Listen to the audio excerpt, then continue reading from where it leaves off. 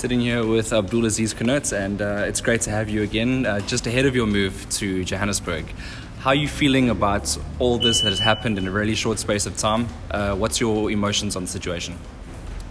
Good day. I'd like to greet everyone that is listening to and watches the SA Boxing Talk. For the time about this whole period that things were going up and down, it was emotional to say, but I'm happy that I'm joined up now with Colin Nathan, taking a big step towards my career where I know a lot of things will be possible, and for me, doing what I do best. Yeah, I mean, does it take a lot of sacrifice to change provinces, and obviously it's going to change your life to a certain extent? I mean, how will it impact you? It's a massive sacrifice that I have to take. Like they say, with bigger sacrifice comes with big reward. So I know this is the way for me towards my career. How did you arrive at this, the decision? How did it all come about? What made you decide that now is the time to, move? So there was a lot of things happening for the time being where I was. It's not just based on one decision that made me leave. It leads up to many things, that the decision that I had to take. But I had to take it eventually. But why? Why now? I'm saying why not, for example, a year from now, or why not a year back? Why right now? I think, yes, like I said, there's a lot that led to the decision that I had to take. Right now, because I reached out to Colin Nathan to help me with where I want to be and where I want to go, but also because of the whole SA title.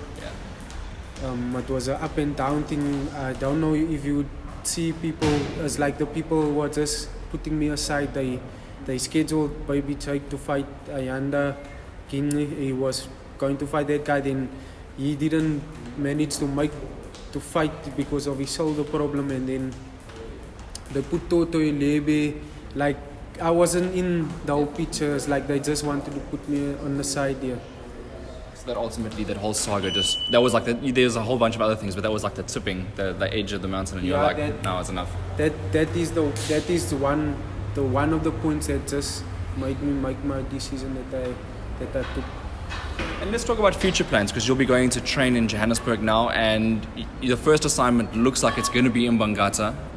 It's old news for you, but it's under a new trainer. So do you feel that there's a difference in the whole build-up now? I think there's a massive difference, because now I'm getting exposed to guys that has a lot of experience, that are world champions, that are on the verge to fight for world titles. So I'll be also reaching that levels, seeing when I'm coming there and putting in the work. And yeah, I think it's a very big difference, but it's same mentality to fight Baby Jake for the SA title. Doesn't matter, just getting that SA title around my waist so I can look forward. You mentioned the sparring and the preparation, and I think you were referring maybe to Lorato Glamini, who's on the verge of fighting for a world title, who's in your exact division. And we've spoken about him previously in an interview we did on Instagram Live. You said that you look up to him as a motivation, at least in your division locally. The fact that you get to spar, and there's a whole bunch of other guys that I don't want to just leave out, but there are a lot of guys in the gym in and around. Do you think that'll improve you as a boxer?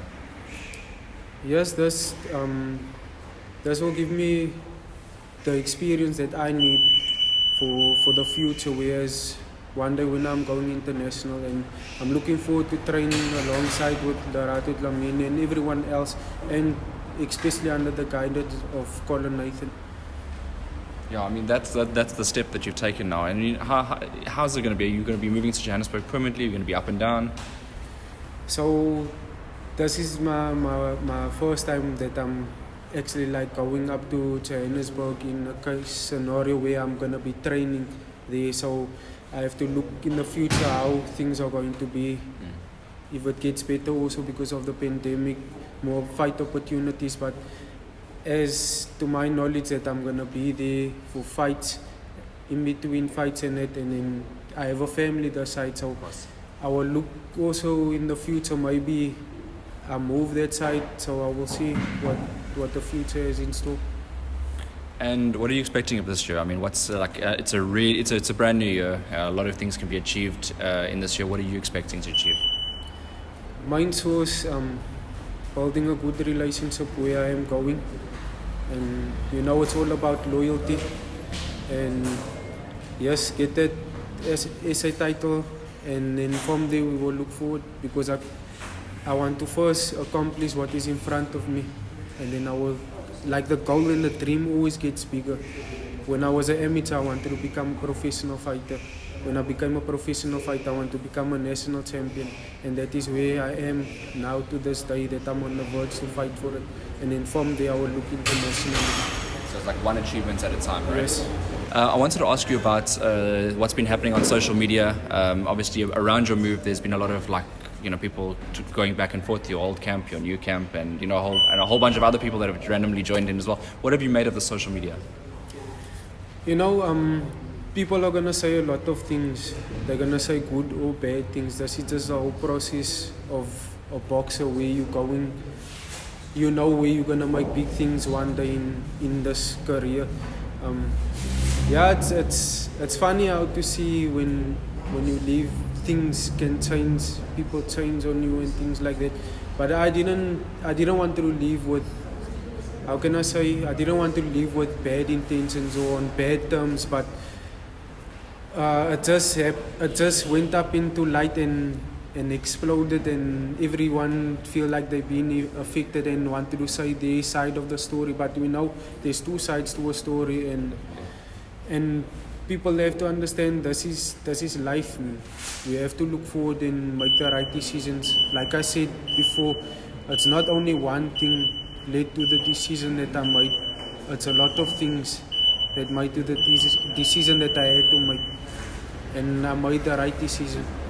So you're pretty confident that this is the right step for you? Yes, I'm confident it's the right decision under Colin Nathan.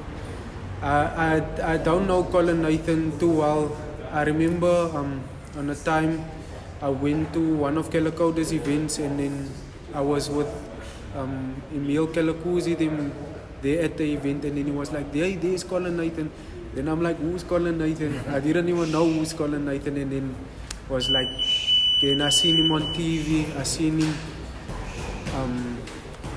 doing, like, in his fighters' corners, doing world title fights out there for his boxers, fighting for them, going the endless steps to see that his boxers are going well in their careers, and truly that is what a boxer would need. He just know that he makes sure that he trains and all those things, the management and the coach do the other things. So it's been a while in your mind that this is a guy that maybe one day you wanted to end up with. Yeah, I think so. If I would say, from where I was to where I'm going now, this is where I want to be and where I am now. What's your message to the supporters of the Western Cape?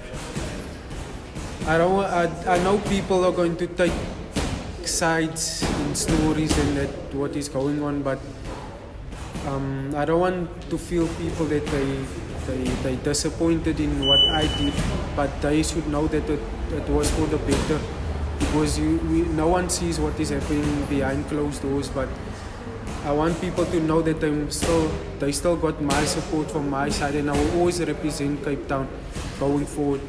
I will raise the flag high.